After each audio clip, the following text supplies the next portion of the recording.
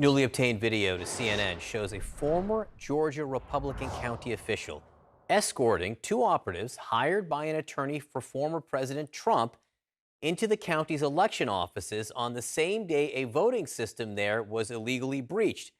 Drew Griffin has the details. Drew. Breaches of these voting machines, guys, in swing states are under investigation across the country. This one happened in Coffee County, Georgia, rural county. CNN obtained surveillance video at one of the offices where the voting machines were breached, and all this at the behest of one of Donald Trump's attorneys. I want to show you right now. This is Kathy Latham we're showing you. She's the former chairwoman of Coffee County GOP. Already under investigation, this woman is, for posing as one of those fake electors who signed documents that declared Donald Trump was the winner of the 2020 election. Latham can be seen here escorting a team of pro-Trump operatives into the Coffee County Elections Office, including an IT specialist who was working with Trump attorney Sidney Powell. This all happens on the same day the voting system in that office was illegally breached. January 7th, 2021, the day after the attack on the U.S. Capitol. Text messages, emails, and witness testimony from a civil lawsuit against Georgia election officials have connected Latham, that woman, to the plan to give the group access to the elections office.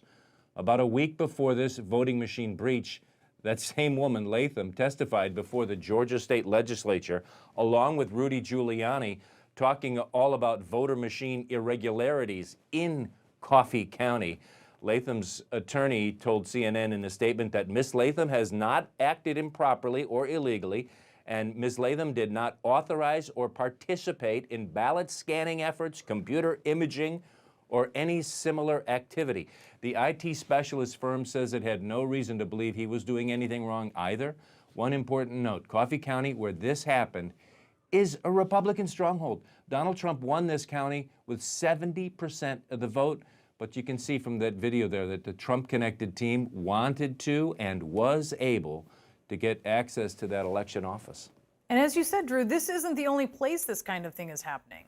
No, this was happening in breaches of voting machines in several other states. And at least one of the breaches, Brianna, in Michigan, we can connect to what happened in Georgia. It all points to this plan to try to overturn the results of the 2020 election. But look at all the things they've done, all the digging they've done, all the voting machines they've tried to penetrate.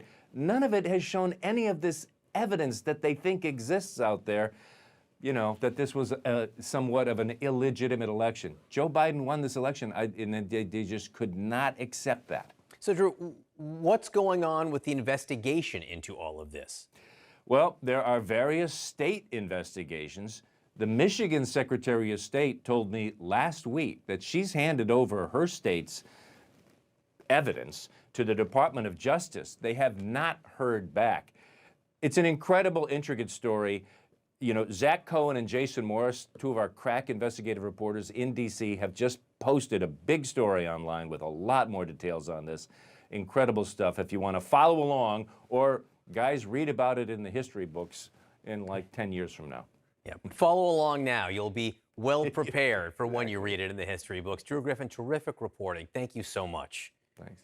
Joining me now, CNN political analyst and senior political correspondent at the New York Times, Maggie Haberman, and CNN legal analyst and former federal prosecutor Jennifer Rogers. There's a lot in there in Drew's report. First of all, we're talking about January 7th. We're talking about the day after the insurrection. This is still going on, even after everything that happened on January 6th. It fits with other pieces that we know, John, which is that John Eastman, the lawyer who was the architect of this idea that Mike Pence could unilaterally reject the Electoral College votes on January 6th, continued pressing in Georgia, actually. He wanted to continue investigating in Georgia. So it's not surprising that there are other people who shared his views who were continuing. But the detail of this is really what's stunning. And I have to say, this is one of the first times that I think there has been a clear roadmap presented in one of these stories about machines being either a breach or something tampered with potentially, where you can connect the dots between players across the spectrum in this entire issue. And it's a fascinating report. It is, and I have to say, more to come, I am sure. So, Jen, I want to focus on the ruling from Judge Eileen Cannon in Florida, the district judge, saying that there will be a special master dealing with the documents that were seized at Mar-a-Lago. And there will be a pause in investigators' ability to look at these and use these documents in the investigation? I think two major questions, and hopefully we'll cover both. Number one, the ruling itself, what do you think of it? And then secondly, and we'll get into this, what happens now? First, the ruling. What jumped out to you?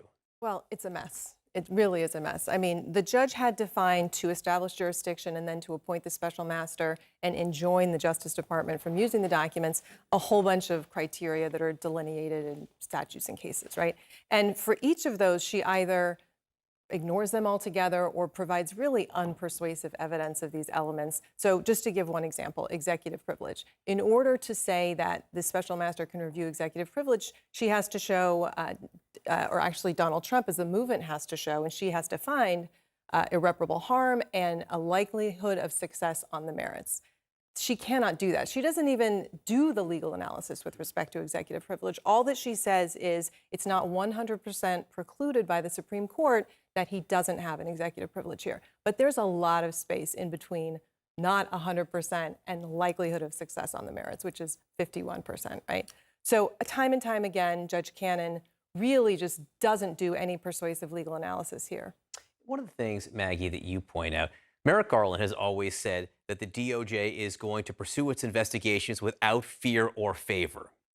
This judge, in her ruling, almost seemed to say, in this case, there is some favor, that Donald Trump, as the former president, might be in a little bit of a different category. This judge who Trump appointed carved out what's essentially a Trump exception, or a presidential exception, I guess I should say. She basically talks on and on about how, not basically, she does talk on and on about how, the stain of an investigation can leave, an irreparable mark and how damaging that can be. She ignores the fact that the search warrant that existed, another magistrate signed off on, approved of, because he found overwhelming evidence of probable cause that there were potential crimes being committed. And this was after a year and a half of the federal government trying to get back documents that belonged to the government, not to Donald Trump.